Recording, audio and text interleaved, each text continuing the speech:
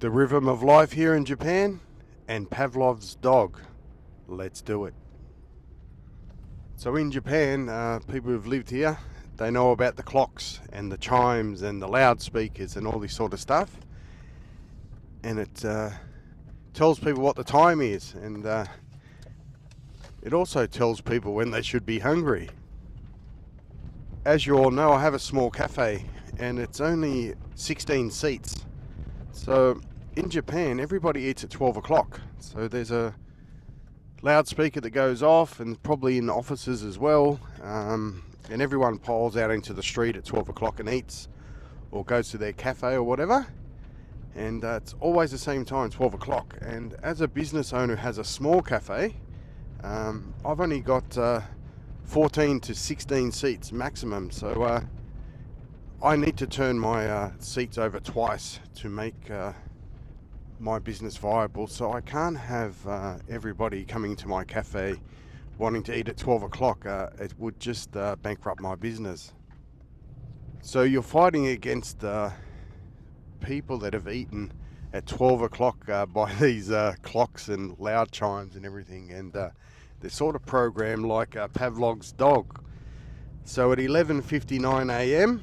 nobody's hungry, but as soon as they hear that chime go off, ding ding ding ding ding, they're all of a sudden hungry because it's officially 12 o'clock. So and when I first opened my cafe, everybody wants to book at 12 o'clock, and at first, when I opened, I was just a newbie coming around, and it took about 6 months, about 8 months to realise that this is a real issue as a cafe owner, because if you were to do the normal rhythm of life here, everybody eating at 12 o'clock, I'd have to double the size of my cafe. And that means I'd have nowhere else to live in my house, would I? So this will determine how big your cafe needs to be, depending on what your business model is and how you operate things. So I was in a bit of a dilemma, and if I were to take bookings at 12 o'clock, I could only sit one table once a day, and it's just not going to work that way. So I had to solve this problem, and you're solving problems in the face of this Pavlov's dog thing, because people don't really want to eat lunch at 1 o'clock or at 12:30 or at 11 o'clock. So I was up against this, and I'm pleased to say I'm doing well now. And the solution I came up with is nobody eats at 12 o'clock. So I grew up with siblings, and whenever there was a fight or anything like that, nobody got anything. So I just went that route. I just said, look, nobody eats at 12, and we'll see how this goes, because I can't keep going on like this, where everyone eats at 12 o'clock. So in places like ramen shops or whatever, they have long counters and everybody's squeezed in, and they make their money sort of in that 1 hour period, and they're just selling a simple dish. They're just reheating up soup stock and throwing in some noodles and chucking a bit of meat on top. So that sort of model can work in Japan if you're just basically reheating food and you're not cooking at all. But doing what I do, everything's scratch cooking and fresh, and I had to overcome this Pavlov dog thing. And if you do have a business in Japan, there's a lot of things that are sort of old-fashioned, that are going to be challenges that you never thought would be. So in Australia, in the lunch rush, there was a rush, but people would take their lunch breaks at all different times. So some people would have early lunches, late lunches, and companies sort of let people have their lunch when they wanted. So it sort of stretched the lunch service out, so it was manageable. It wasn't so strict where everyone had to have their lunch break at the same time. And I'm not sure what brought that about in Australia. Maybe if all the cafe owners maybe complained or something at some stage. I'm not quite sure before my time, but they sort of let people take their lunch breaks when they were hungry or when they wished to. So that sort of worked out well, being a hospitality worker. But in Japan, this rhythm of life thing, it's so set. And if you have a business, especially in hospitality like mine, it's a real challenge. So if you were to keep going with the rhythm of life, you'd have to have, in my case, double the space, because you've got to serve, your minimum amount of customers. So you need to double the space. You'd need to then renovate, so your renovation cost is going to be double. And of course, you're going to have staff, because you're going to be feeding everybody within that hour. So these are the challenges that you face in Japan, especially if you're in the food industry. So just heading back now, these are the sort of topics I cover over at Patreon, because they're not really that entertaining. But I've got a support base that are looking to start businesses in Japan, and I've got a lot of insight on this. And it's definitely a different place to do business, but if you can overcome like little small challenges, doesn't matter what industry you're in, it's going to be slightly different here. And you can go with the way it's done, but if you've got little different ideas and such, like in the case of my cafe, I just refuse not to cook to order.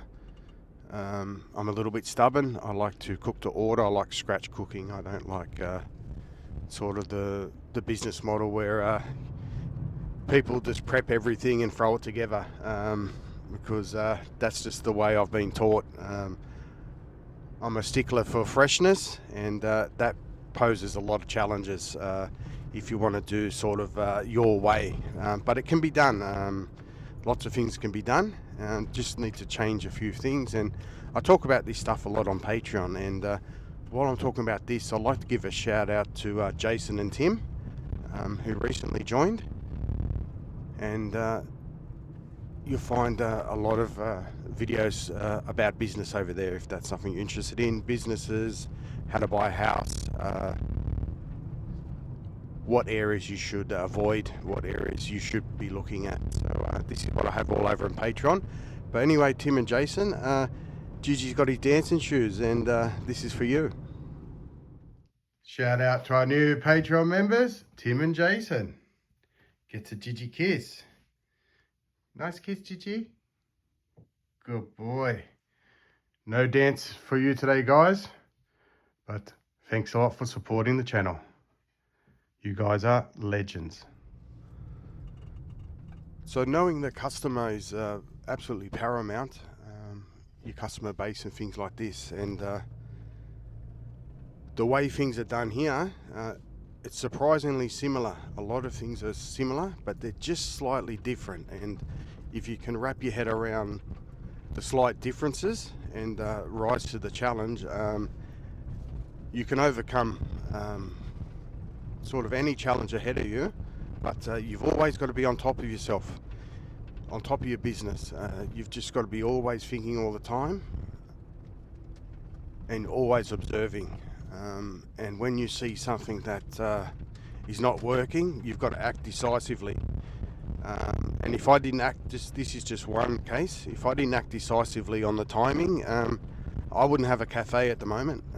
It would just not be viable. So you got to be able to identify things within the culture. If it's not really suiting,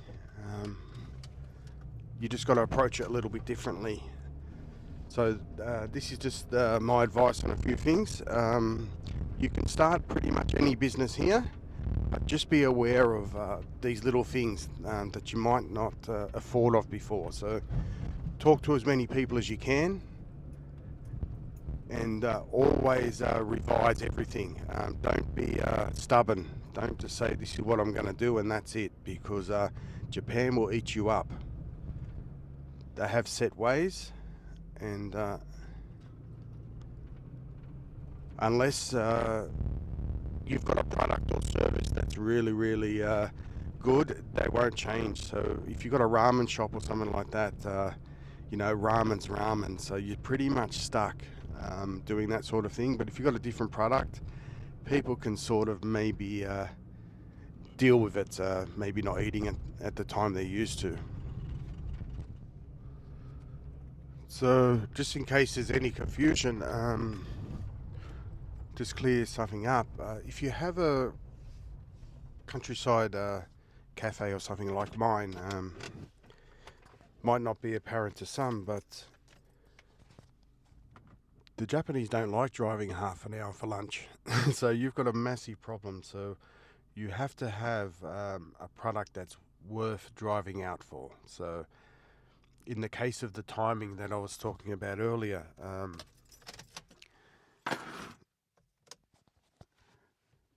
if I were to keep the 12 o'clock thing, I would have to change the way I cook and the quality of the product, and the business would fail anyway. So for my cafe to work, it has to be a quality product, because people are driving, most of my customers are driving at least 20 minutes to get here. So these are the challenges, and the thing was the timing was really, really crucial, and a lot of people wouldn't think about this.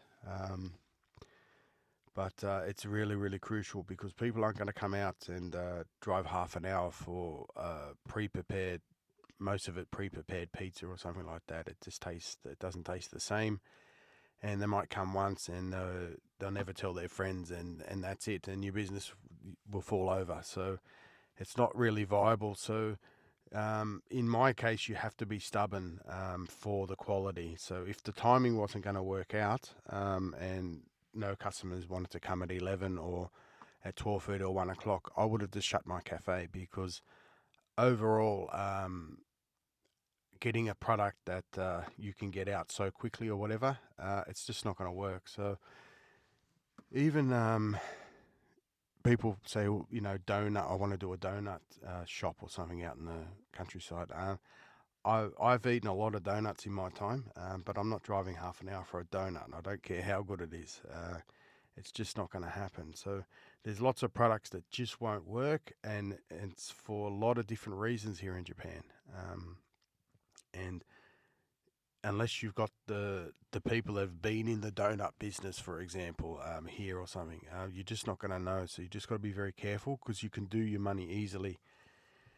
So if you don't have a solid background in cafes or hospitalities, I would just steer clear of it, because you're entering probably the most competitive industry there is, and a lot of people think it's simple, and how wrong they are.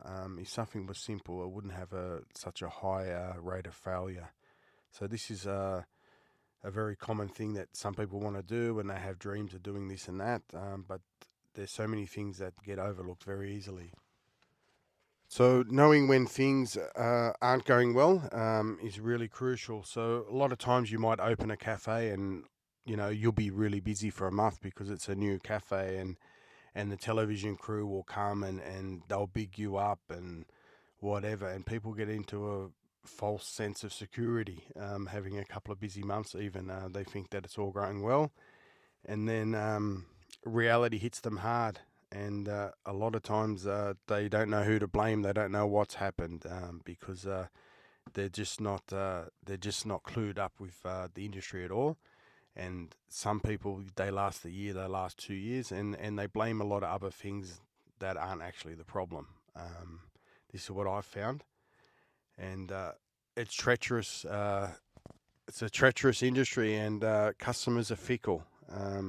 Just like YouTube subscribers. They will love 100 of your videos, and then you might say something that they don't like on the 101st video, and they unsubscribe. That's just the way the public is, and it's the same in hospitality. You could put out 10 great meals, and the 11th one is not so good, and they won't come back. So there's not much loyalty. You've really got to be on your game all the time.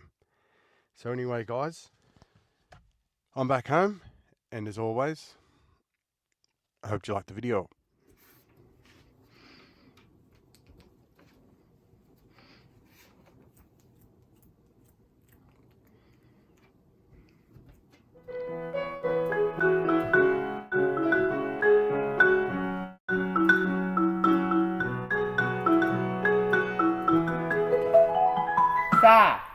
Let's go back home.